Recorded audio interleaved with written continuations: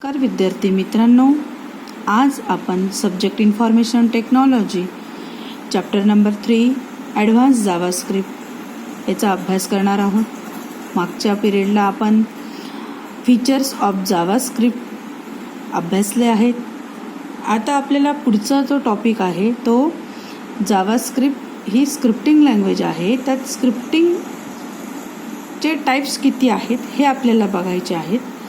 आता there are two types of scripting: server side scripting and client side scripting. client side scripting जे आहे त्याच्यामध्ये in this type the script reside on client computer. client computer म्हणजे आपण ज्या कॉम्प्युटरवर आपलं programming करत असतो त्याला आपण क्लायंट कॉम्प्युटर म्हणतो. आणि जो प्रोग्राम आपण रन करतो तो आपण एखादं ब्राउझर, इंटरनेट एक्सप्लोरर असेल, मोझिला फायरफॉक्स असेल, ओपेरा असेल, आपल्या कॉम्प्युटरमध्ये जे ब्राउझर इन्स्टॉल केलेलं आहे त्या ब्राउझर थ्रू आपण जो प्रोग्राम रन करणार आहोत. फॉर एक्झाम्पल त्यांनी दिलेलं आहे HTML डॉक्युमेंट. त्यांनी म्हटलं आहे की in this type the script reside on client computer browser and that can run on the client. Basically, these types of scripts are placed inside an HTML documents. म्हणजे client side scripting जे आहे त्याच्यामध्ये आपण programme स्वतः एखाद्या ब्राउझरवर तो run करणार आहोत. आणि ते एक्झाम्पल म्हणून त्यांनी दिले की HTML प्रोग्राम की HTML डॉक्युमेंट्स की जे आपण एक्झिक्यूट करताना एखादा वेब ब्राउझर असेल त्या ब्राउझरचा उपयोग करून प्रोग्राम जो आहे तो एक्झिक्यूट करत असतो. Server side scripting. In this type the script resides on the web server. To execute the script it must be activated by client, then it is executed on web server. म्हणजे ती जी script आहे ती client ज्या वेळेला activate करून ब्राउझरला सर्व्हरला पाठवेल आणि ते सर्व्हर त्या स्क्रिप्टवर कॅल्क्युलेशन करून त्याचा आउटपुट एक्झिक्यूट करतं आणि त्याचं आउटपुट हे क्लायंटला पाठवणार आहे. फॉर एक्झाम्पल आपण ह्या डायग्राममध्ये बघितलं की हे लोकल कॉम्प्युटर आहे. या लोकल कॉम्प्युटर याला आपण म्हणणार आहे client side scripting. Internet through client त्याचा मेसेज जो आहे तो वेब सर्व्हरला पाठवेल. वेब सर्व्हर त्याच्यावर प्रोसेसिंग करेल, रिक्वेस्ट करेल. त्या रिक्वेस्टमध्ये वेगवेगळ्या क्युरीज वगैरे असतील त्या तो सॉल्व करेल आणि ते सॉल्व करून तो ते पेज जे आहे ते पुन्हा काय करेल ह्या क्लायंटला पाठवणार आहे. क्लायंट साईड स्क्रिप्टिंगमध्ये क्लायंट स्वतः प्रोग्राम एक्झिक्यूट करतो एखाद्या ब्राउझर थ्रू. आणि सर्व्हर साईड स्क्रिप्टिंगमध्ये क्लायंटने जो प्रोग्राम पाठवला आहे तो सर्व्हर एक्झिक्यूट करतो. सर्व्हर हा त्या ठिकाणी सार्वभौम असणार आहे.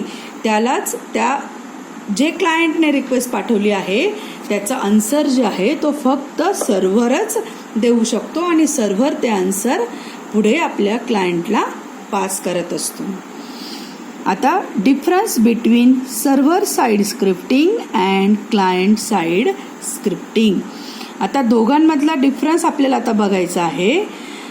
Server side scripting is use at back end where the source code is not visible or hidden at the client side or browser.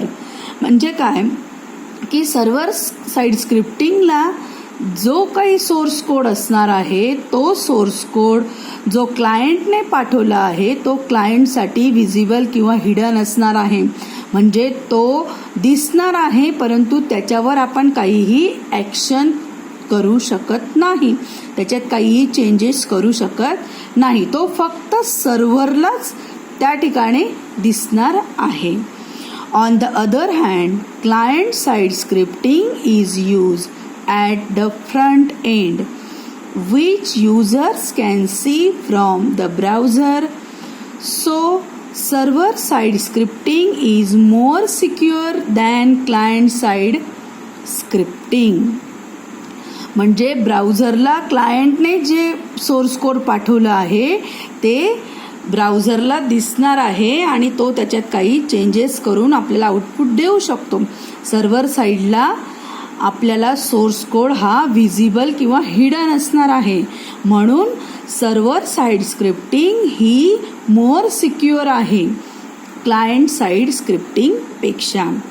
Second point आहे, when a server script is process it communicate to the server.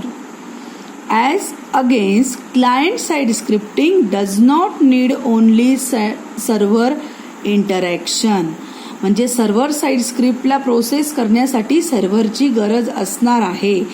Client side स्क्रिप्टिंगला त्याची सर्व्हरची गरज असणार नाही. Client स्वतः तो programme browser through execute करू शकतो. The third number, the client-side scripting language involves languages such as HTML5, JavaScript, etc. Client side स्क्रिप्टिंगसाठी कोणकोणत्या लँग्वेज आहेत? HTML5 आणि JavaScript या क्लायंट-साइड स्क्रिप्टिंगच्या लँग्वेजेस आहेत. In contrast, programming language such as PHP, personal home pages, आपल्याला 6व्या चॅप्टरमध्ये याचा अभ्यास करायचा आहे. PHP, ASP.NET, Ruby, Cold Fusion, Python, C#, etc. Are the server side scripting language. आणि ह्या सर्व सर्व्हर साइड स्क्रिप्टिंग लँग्वेजेस आहेत. आपल्याला ऑब्जेक्टिव्ह क्वेश्चन्स विचारलेले असतात. त्या ऑब्जेक्टिव्ह क्वेश्चन्समध्ये तुम्हाला फिल इन द ब्लँक्सला प्रश्न विचारले जाऊ शकतात.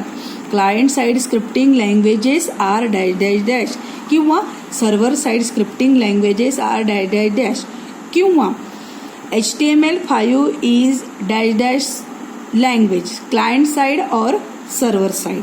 अशा पद्धतीचे प्रश्न जे आहे ते तुम्हाला ह्या टॉपिकवर विचारले जाऊ शकतात. Fourth number, server side scripting is useful in customising the web pages and implements the dynamic changes in the websites. Conversely, the client-side scripts are generally used for validation purpose and effective minimize the load to the server. Server side स्क्रिप्टिंगचे जे web pages आहेत ते dynamically म्हणजे आपण input द्यायचं, output आपल्याला त्या ठिकाणी मिळणार आहे. आणि क्लायंट साइडचे जे वेब पेजेस आहेत ते व्हॅलिडेशन म्हणजे तुम्हाला काही काही मेसेज द्यायचे असतील, काही प्रिंट करायचं असेल तर ते व्हॅलिडेशन पर्पज म्हणून तुम्ही क्लायंट साइडचे वेब पेजेस यूज करू शकतात. Special software is required to execute server side script, whereas client side script requires web browser as an interface. Server side स्क्रिप्टसाठी स्पेशल सॉफ्टवेअर जे वेब सर्व्हरचे सॉफ्टवेअर आहे ते वापरलेले असणार आहेत.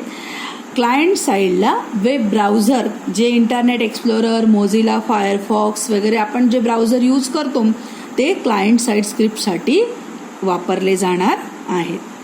आता नेक्स्ट टॉपिक दिला आहे डू यू नो. तुम्हाला हे माहीत आहे का किंवा माहीत नसेल तर त्याची माहिती करून घेणे.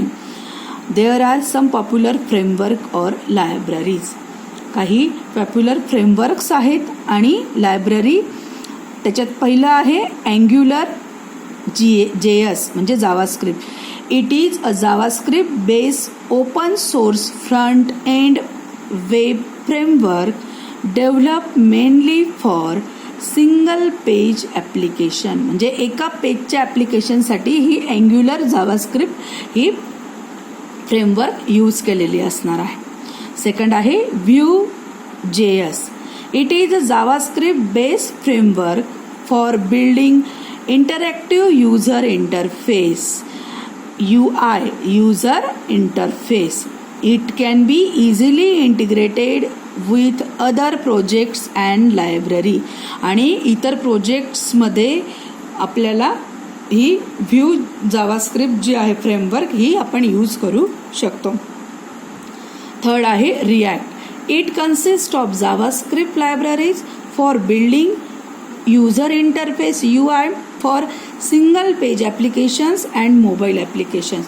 म्हणजे मोबाईल ॲप्लिकेशन्स वगैरे असतील त्याच्यासाठी आपल्याला हे रिॲक्ट फ्रेमवर्क जे आहे ते आपण यूज करू शकतो.